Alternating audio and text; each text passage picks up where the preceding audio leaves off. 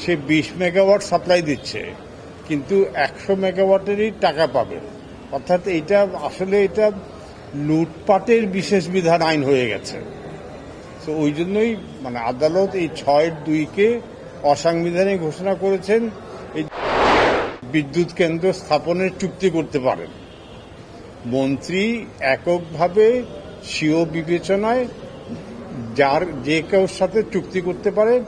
সরকারের যে কোনো ক্রয় বিক্রয়, এটা তো একটা পাবলিক প্রসেস, টেন্ডারিং প্রসেসের মাধ্যমে হয়। এটা টেন্ডার ছাড়াই ওনাকে ক্ষমতা দেওয়া হয়েছিল। তো সরকারও এটাতে সম্মতি জানিয়েছে এবং দেখিয়েছে যে এই 6(2) ধারায় অনেকগুলি কুইক রেন্টাল প্রজেক্ট হয়েছে। আপনারা জানেন যে কুইক রেন্টাল প্রজেক্টের বিশেষত্ব হলো যে তারা বিদ্যুৎ সরবরাহ করুক বা না করুক, তারা পুরো টাকা পাবে। 100 মেগাওয়াটের বিদ্যুৎ কেন্দ্র সে 20 মেগাওয়াট সাপ্লাই দিচ্ছে, কিন্তু 100 মেগাওয়াটেরই টাকা পাবে। অর্থাৎ এটা লুটপাটের বিশেষ বিধান আইন হয়ে গেছে। তো ওই জন্যই আদালত এই 6(2)কে অসাংবিধানিক ঘোষণা করেছেন। এই যে এটা কোনো আনলিমিটেড অসীম ক্ষমতা এক ব্যক্তিকে দেওয়া হয়েছে, এইটা একটা প্রজাতন্ত্রে হতে পারে না। এইটাই মূলত এই কারণেই 6(2)কে অবৈধ ঘোষণা করেছে, অসাংবিধানিক ঘোষণা করেছে। আর আমরা 9 ধারাও চ্যালেঞ্জ করেছিলাম। 9 ধারাতে বলা আছে যে এই যে 6(2)-এর অধীনে বা পুরো আইনের অধীনে যে বিদ্যুৎ কেন্দ্রের চুক্তি হচ্ছে, এই চুক্তির ব্যাপারে কোনো আদালতে প্রশ্ন করা যাবে না, মামলা তোলা যাবে না, চ্যালেঞ্জ করা যাবে না। অর্থাৎ আদালতের এখতিয়ারকে এই আইন বহিষ্কার করেছিল। এটা তো হতে পারে না। আদালতের এখতিয়ার, আদালতে আপনি যেতে পারবেন না, এটা কোনো এই ইনডেমনিটি কোনো আইন করে দিতে পারে না।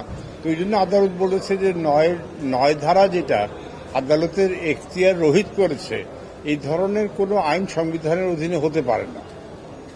এটাই হলো মূল কথা। তার সাথে আদালত এটাও বলেছেন যে এই 6(2) অধীনে যে ব্যক্তিগত উদ্যোগে যে চুক্তিগুলি হয়েছে, ওইগুলি সরকার পুনর্মূল্যায়ন করতে পারবে। ওইগুলি চুক্তির শর্ত সরকার জাতীয় বিবেচনায় যাদের সাথে চুক্তি হয়েছে তাদের সাথে আবার নেগোশিয়েট করতে পারবে দরকার হলে। ওই যে সরকারকে বলেছে যে সরকার দরকার হলে ওদের সাথে চুক্তি পুনর্মূল্যায়ন করতে পারবে। অর্থাৎ ওই চুক্তিগুলি যে বসে থেকে টাকা দিবে, সরকার যদি এটা না চায় তাহলে হয়তো ওই চুক্তির ওই শর্তগুলি সরকার বদলাতে পারবে। এই ক্ষমতাও এই রায়ে সরকারকে বিশেষভাবে দেওয়া হয়েছে।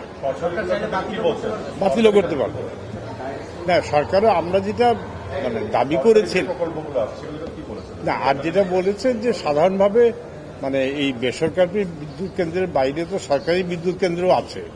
তো আদালত বলেছে যে সরকারের চেষ্টা করা উচিত যে সরকারের মালিকানাধীন বিদ্যুৎ কেন্দ্র যদি বিদ্যুৎ কেন্দ্রগুলি যাতে পূর্ণ উৎপাদনে যায়, বিদ্যুৎ উৎপাদন বাড়ে, ওইসব কেন্দ্র অর্থনৈতিক স্বার্থে ওইসব বিদ্যুৎ কেন্দ্র যাতে আরো পূর্ণ উৎপাদনে নিয়ে যেতে পারে, সেই জন্য সরকারকে পদক্ষেপ নিতে বলেছে।